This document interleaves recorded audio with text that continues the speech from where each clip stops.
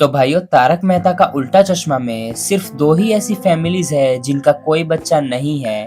पहली है तारक और अंजलि और दूसरी फैमिली है अय्यर एंड बबीता की।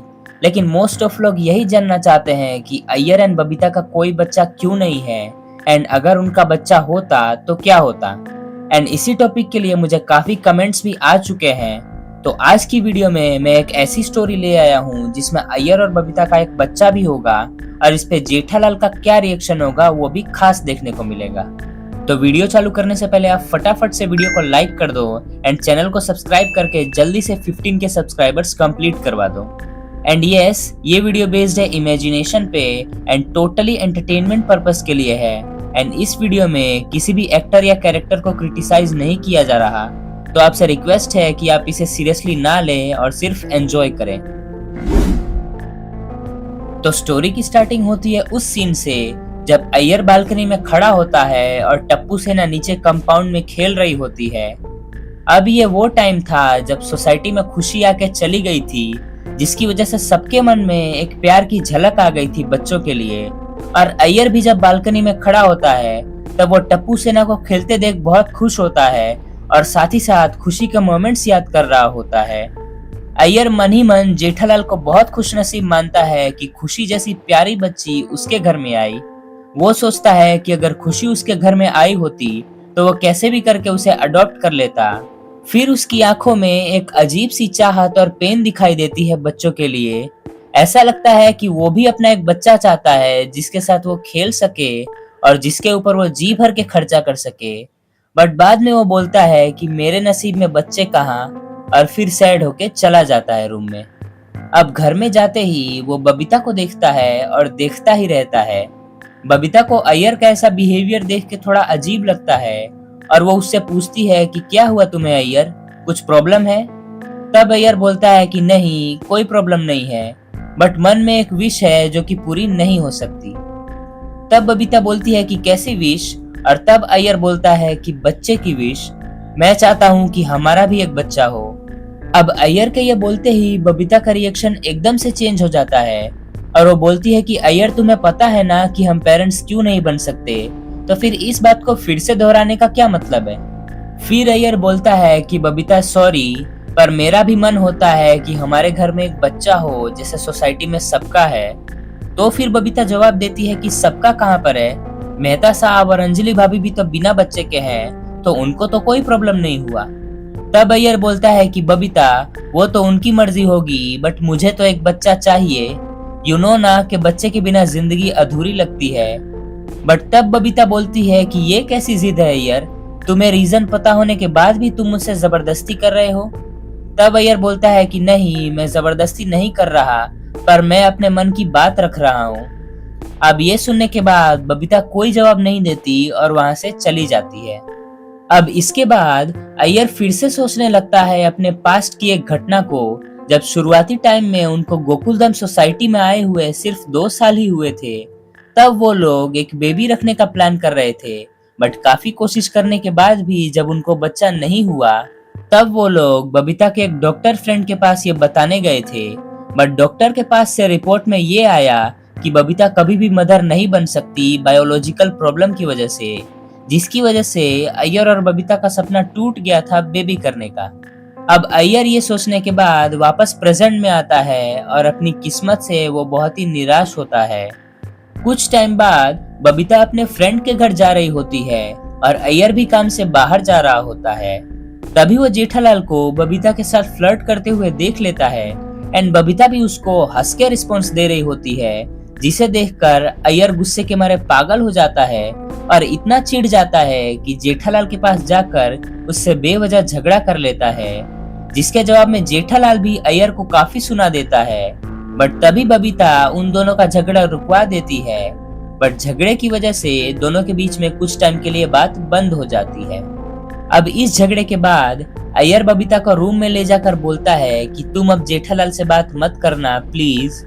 तब बबीता पूछती है कि क्यों, क्या हुआ। तब अय्यर बोलता है कि बस ऐसे ही, मुझे नहीं पसंद कि तुम जेठालाल से बात करो। तब बबीता बोलती है कि कम ऑन अय्यर, वो हमारे पड़ोसी है। तभी अय्यर जवाब देता है कि या तो तुम जेठालाल से बात करो या फिर मुझसे। अब इस पे बबीता को कुछ सीरियस मैटर लगता है, इसलिए बबीता अय्यर से एग्री कर देती है कि ओके मैं जेठा जी से बात नहीं करूंगी बस। अब ये सुन के अय्यर स्माइल करके चला जाता है।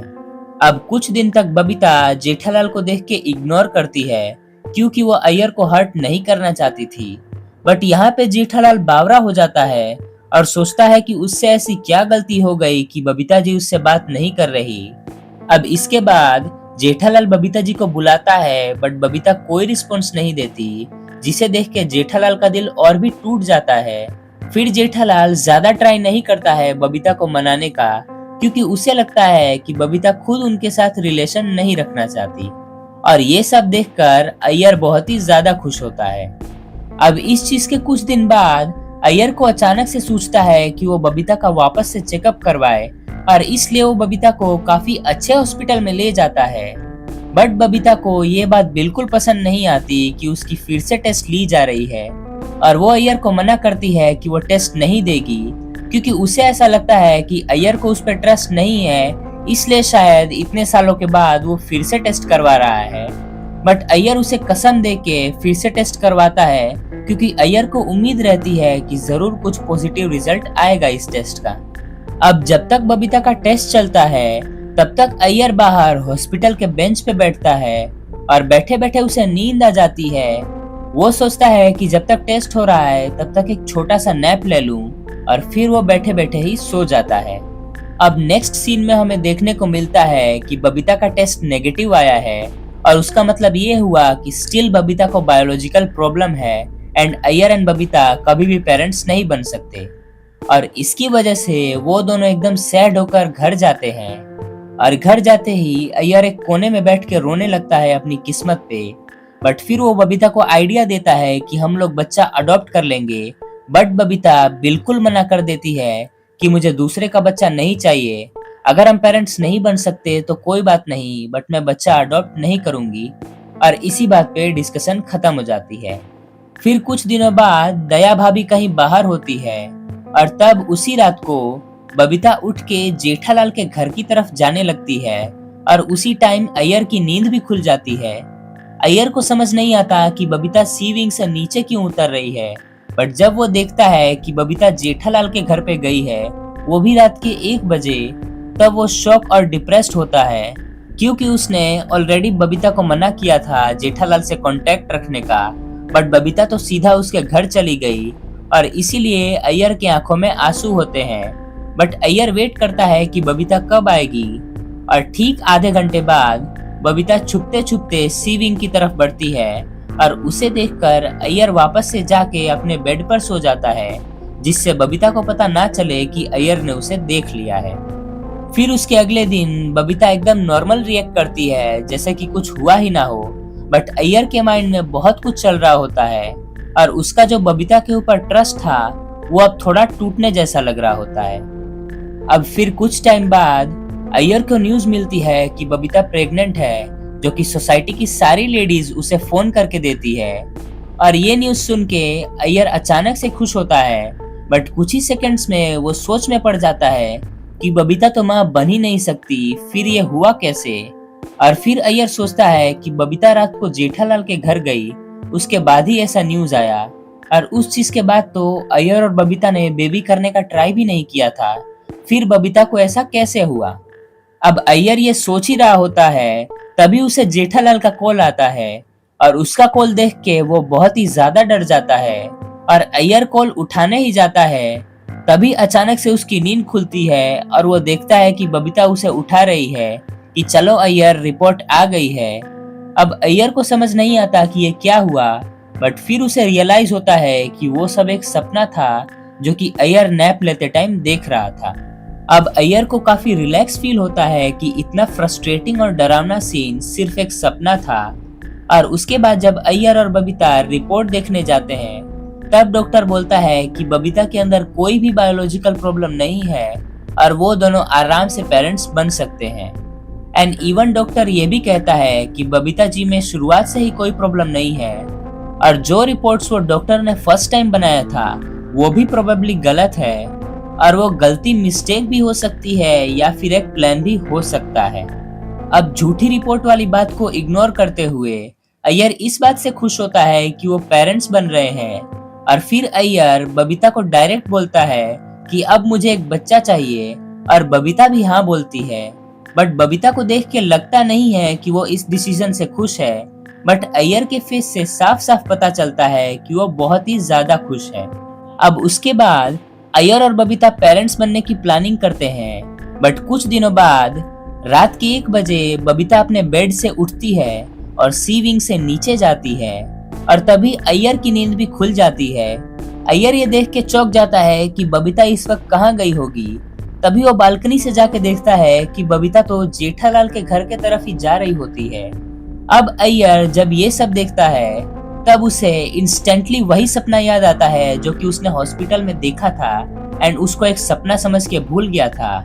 बट वो सपना अब उसको सच होते हुए दिखाई दे रहा था, वो भी उसकी आंखों के सामने ही। और फिर अय्यर को ये भी याद आता है कि इस रात दया भाभी बाहर गई होती है, सेम उसी तरह जिस तरह सपने में उसने देखा था।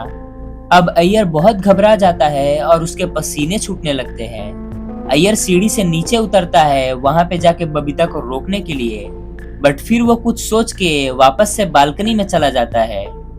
अब इसके बाद बबीता लगभग आधे घंटे के बाद वापस आती है जेठालाल के घर से, और उसे देखते ही अय्यर अपने बेड पे जाके सोने का नाटक करने लगता है। बट उसको डर और टेंशन के मारे पसीने छूटने लगते हैं, क्योंकि ये कोई सपना नहीं बल्कि सच होता है। अब इसके बाद जब सुबह होती है तब बबीता एकदम नॉर्मल होती है, जेठालाल भी नॉर्मली ही रहता है, और अय्यर भी बबीता से कोई क्वेश्चन नहीं करता और नॉर्मल रहने की एक्टिंग करता है, और ऐसा काफी दिन तक चलता रहता है। बट एक दिन अय्यर एक मूवी देख रहा होता है अकेले में, और उस मूवी में एक डायलॉग आता है कि तुम कितनी भी कोशिश करो तुम फ्यूचर नहीं बदल सकते, और ना ही फ्यूचर को होने से रोक सकते हो। अब ये डायलॉग सुनने के बाद उसे अपना सपना जो कि उस रात सच हो गया था उसकी याद आती है, और अय्यर सोचता है कि ये तो आधा सपना था, अगर पूरा सपना सच हुआ तो मैं बिल्कुल जी नहीं पाऊंगा और अपनी जान दे दूंगा। और ये सब चीजें अय्यर अपने आप से बहुत ही इमोशनल टोन में कह रहा होता है। अब इसके कुछ दिन बाद फाइनली अच्छी खबर आती है कि बबीता मदर बनने वाली है, और इस खबर से पूरी सोसाइटी खुश होती है सिवाय 2 आदमियों के। एक तो जेठालाल होता है जो कि बिल्कुल खुश नहीं होता, और दूसरा आदमी होता है अय्यर जो कि गुड न्यूज सुन के खुश था, बट सपने के सच होने के डर से वो अभी भी पूरा खुश नहीं था। अब इसके बाद 9 महीने ऐसे ही गुजर जाते हैं, बट अय्यर के मन में सपने का डर अभी भी बैठा हुआ था। बट इधर 9 महीने बाद बबीता को एक लड़की हुई, और उसका नाम उन्होंने मानसी रखा था। और मानसी के आने के बाद सोसाइटी में सब लोग बहुत ही खुश थे, और सबको जो खुशी की कमी फील हो रही थी वो कमी भी अब दूर हो गई थी, क्योंकि मानसी खुशी से भी ज्यादा प्यारी थी। और सबसे मेन बात था कि मानसी परमानेंटली थी सोसाइटी में। अब बबीता भी मानसी के आने से बहुत खुश होती है।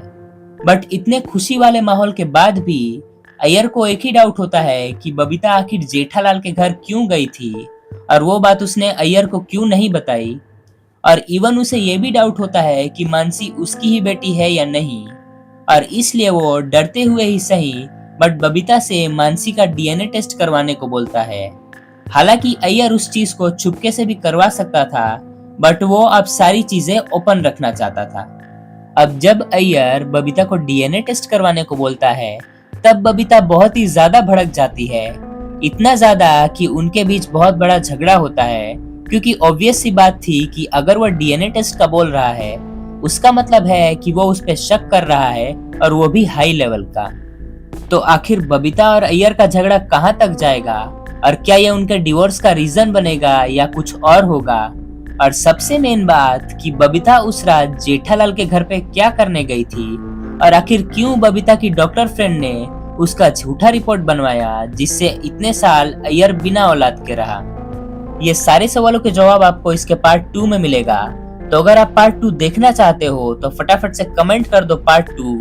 एंड यस, काफी लोग मुझसे पूछते हैं कि मैं सारी स्टोरी एक ही वीडियो में कवर क्यों नहीं करता, तो वो इसलिए बिकॉज उसमें वीडियो की लेंथ लगभग 25 मिनट या उससे ज्यादा की हो जाएगी, और फिलहाल मेरे लिए टाइम मैनेजमेंट करना बहुत मुश्किल है, इसलिए मैं उतना लंबा वीडियो एक साथ नहीं बना सकता और इसलिए मैंने इसके 2 पार्ट्स बनाए हैं।